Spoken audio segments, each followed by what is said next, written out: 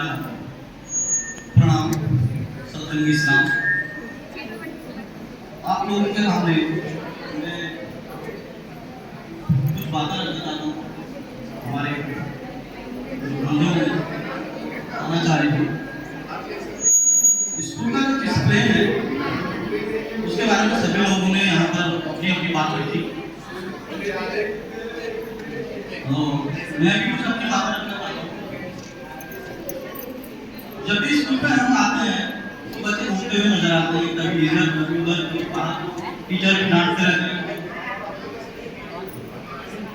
अब ये नजारा देखा जाता है, कुछ ऐसा लगता है कि हम यहाँ स्कूल में एक अकेले में आए। तो ये माहौल क्यों है? मैं गुरुजन का विषय पूछना चाहता हूँ और प्रधानाचार्य से पूछना चाहता हूँ कि ऐसा माहौल क्यों बन जाता है कि यहाँ पर बच्चे घूमते हुए नजर आते हैं, कोई क्लास नहीं रहता है। और जो ये स्कूल है, स्कूल का मायने क्या है, विद्यालय का मायने क्या है, सबसे पहले हमें ये जानना होगा।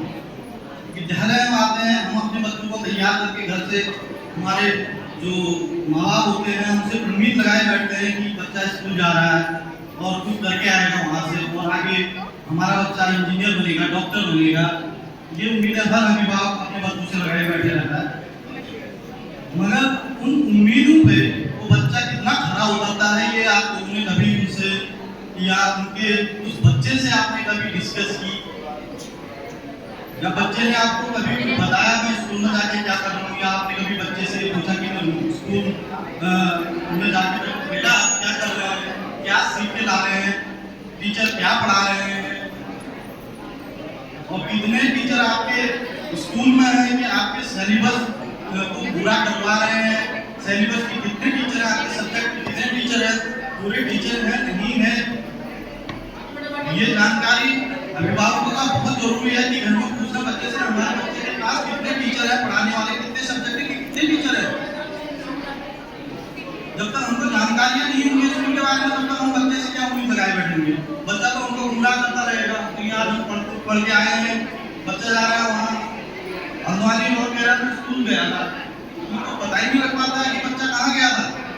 तो हम बच्चे से कैसे जानकारी हम प्राप्त करेंगे कि बच्चा स्कूल जा रहा है नहीं जा रहा है, स्कूल में कितने दिन उपस्थित है, कितने दिन अब्सेंट है, तो ये कैसे पता लगेगा हमको? इस चीज का पता लगाने के लिए हमको स्कूल आना होगा। और स्कूल में अगर बच्चे की एक्टिविटी अगर खराब हो रही है तो ये मान के चलिए कि बच्चा आपका गलत लाइन पे जा रहा है। बच्चा या तो नशा कर रहा है या ऐसे कि किसी गिरोह के साथ मिल चुका है कि जिसका बहुत सी जो है अंधकार में होने वाला है ना। तो बहुत जरूरी है हमको बच्चे का जो व्यवहार है घर में पता लगता है हमको, बच्चे को देखिए कि बच्चे का व्यवहार दिन पे दिन बदल रहा है, क्यों बदल रहा है, इसका व्यवहार चेंज जो हो रहा है, उसमें अगर चेंजिंग आ रही है तो क्यों आ रही है, उसको जानना हमारा बहुत महत्वपूर्ण है। अगर हम इस टाइम उस बच्चे को नहीं जान पाएंगे, उसका जो बिहेव खराब हो रहा है, तो उसका व्यवहार बर्ताव खराब हो रहा है, क्यों हो रहा है, अगर उसको अभी हम नहीं जान पाएंगे तो बच्चा गलत लाइन पर पड़ चुका होगा, उसको आने वाले समय में ऐसे गिरोह में शामिल हो जाएगा, आप भी उसको बाहर निकालना मुश्किल हो जाएगा। इसलिए जरूरी है हमको बच्चों के प्रति ध्यान देना, और टीचर से भी ध्यान देते हैं, मगर टीचर से भी कितना ध्यान देगा, बात ये है सबसे ज्यादा ध्यान अभिभावकों को देना होगा। तो मैं यही बात कहना चाहता हूँ कि रेगुलरली जो आईटी एक सब्जेक्ट नया सब्जेक्ट आया है, उस बारे में भी मैं कुछ बात करना चाहूँगा। इंटरनेशनल टेक्नोलॉजी इसको कहते हैं, इंफॉर्मेशन टेक्नोलॉजी। जी, इंफॉर्मेशन टेक्नोलॉजी एक ऐसी इंफॉर्मेशन टेक्नोलॉजी, आईटी तो हमने कह दिया, मगर आईटी है क्या चीज, मेन चीज है आईटी है क्या चीज। किसी अभिभावक को पता है कि आईटी क्या चीज है, आईटी में क्या होता है, क्या पढ़ाया जाता है, कोई बताएंगे? वो तो है, मगर हिंदी में हम जानना चाहेंगे कि आईटी के अंदर क्या पढ़ाया जाएगा। अच्छा, कंप्यूटर आपसे बात होता है।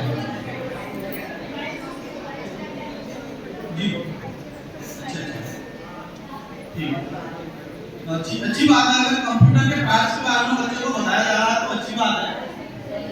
नहीं तो आईटी के बारे में मैंने जहाँ तक सुना था कुछ और चीजें भी हैं इसमें, नई चीजें जो पढ़ाई जाती हैं।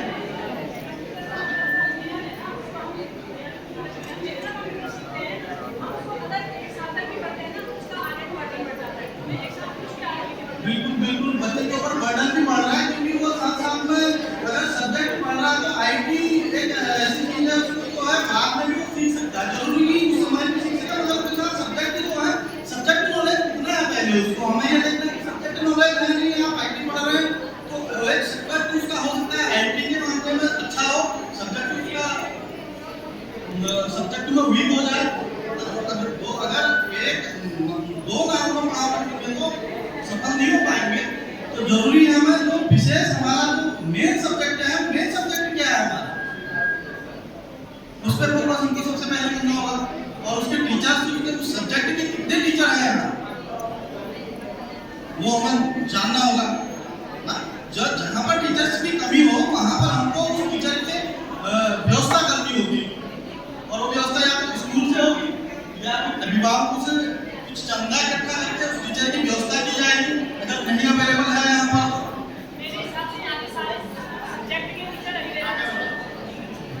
सर बताएंगे अभी आपको। और योगा योगा जो है रेगुलर क्लास चलता है, रेगुलर पीरियड है ना, यही मैं जानना चाह रहा था। और बाकी कुछ चीजें सरकार ने पहले एक बार 3 कानून पास किए हुए थे 2020 में, उसके बारे में भी मैं आपको जानकारियां नहीं है। 2020 में जब कोरोना महाकाल चल रहा था उस समय सरकार ने 3 कानून पास किए थे। पहला कानून था किसानों का, जिनमें किसानों ने अपने नस्लों और फसलों को बर्बाद होने से रोक लिया था। उसमें 700 किसान शहीद हुए थे, उन्होंने उस कानून को पास नहीं कर दिया था। मगर उस कानून के जो लाभ भी थे और हानियां भी थी, तो आप लोगों को जानकारी होना बहुत नॉर्मल थोड़ी सी चीज बताऊंगा। और दूसरा जो कानून पास हुआ था वो हेफा एक चीज है, हायर एजुकेशन फंडिंग। ज्यादा आप उसको पढ़ लेंगे तो मेरे समझ शायद आपको पता लग जाएगा कि कौन सा वो कानून था। तीसरा कानून था नई शिक्षा नीति, न्यू एजुकेशन पॉलिसी। ये न्यू एजुकेशन पॉलिसी क्या है, ये आप गूगल करके यूट्यूब में देख लेना कि क्या न्यू एजुकेशन पॉलिसी है। अभी जो है एयू अटल उत्कृष्ट विद्यालय, पहले ये था सरकारी जीआईसी, अभी ये हो गया है एयू अटल उत्कृष्ट विद्यालय, जिसको हम कह रहे हैं सरकारी। ये सरकारी नहीं, ये है अर्ध सरकारी, तो हम कहेंगे अर्ध सरकारी। पहले सरकारी, अब है अर्ध सरकारी। इसमें सीबीएसई पैटर्न पढ़ाया जाएगा। और आप लोगों को यह भी पता होना चाहिए कि हमारे बुक में से बच्चे के कभी अपनी किताब नहीं, किताब उसमें से कितने पाठ हमारे साथ हो चुके हैं, गायब कर चुके हैं। एक था चार्ल्स डार्विन, बायोलॉजी में महान वैज्ञानिक थे चार्ल्स डार्विन, तो उनका जो चैप्टर था हाई स्कूल में भी था, शायद अब वो नहीं है उसमें, वो भी उन्होंने हटा दिया है।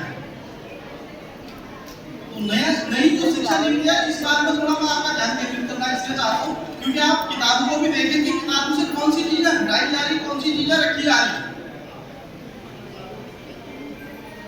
जरूरी है बच्चों की किताबों को देखना, नई शिक्षा नीति क्या कह रही है, उसमें कौन से सब्जेक्ट पाठ्यक्रम रखे गए हैं, कैसे पाठ्यक्रम है, हमें वो जानना बहुत जरूरी है। क्या पढ़ रहा है हमारा बच्चा, ठीक है, साइंस बनना है। आज हमारा देश यहाँ पहुंचा है, आज हम किसी हॉस्पिटल में जाते हैं तो यहाँ डॉक्टरों की कमी है, हम कहते हैं डॉक्टर इलाज नहीं कर रहा है, डॉक्टर है ही नहीं, कहाँ से इलाज करेगा। हम बच्चों को डॉक्टर बनाने की कोशिश कर नहीं रहे, स्कूल खत्म हो रहे हैं, स्कूलों की शिक्षा अगर नहीं मिलेगी तो डॉक्टर कहाँ से बनेगा, डॉक्टर नहीं बनेगा तो रिफर होगा कहाँ जाएगा, बरेली जाएगा, दिल्ली जाएगा ना। जब हम यहाँ पर पैदा नहीं करेंगे डॉक्टर और इंजीनियर, तो हम उम्मीद डॉक्टरों से कैसे लगा पाएंगे कि हम हमारा इलाज यहाँ पर हो पाएगा। मेन समस्या हमारे कहाँ से पैदा होगी, एजुकेशन से। एजुकेशन होगा तो डॉक्टर होंगे, इंजीनियर होंगे। अगर एजुकेशन नहीं होगी तो डॉक्टर भी नहीं होंगे, इंजीनियर भी नहीं होंगे।